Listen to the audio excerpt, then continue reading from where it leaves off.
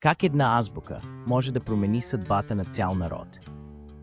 През X век братята Кирил и Методий създават глаголицата, първата славянска азбука, която отразява звуците на славянската реч по уникален начин. Родени в Солун, те са изпратени от византийския император с мисия да просветят славянските народи и да преведат богослужебните книги на разбираем за тях език. Тяхната работа не е просто създаване на писменост, а истинско културно пробуждане, което отваря вратите към знанието и духовността за милиони хора. След смъртта на Кирил и Методий, техните ученици намират убежище в България, където глаголицата и по-късно кирилицата стават основа на българската писменост и култура.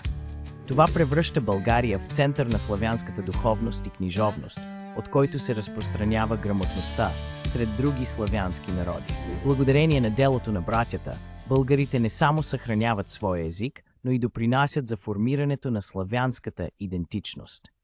Днес наследството на Кирил и Методий живее във всяка българска дума, написана на кирилица, напомняйки ни, че силата на буквите може да промени света завинаги.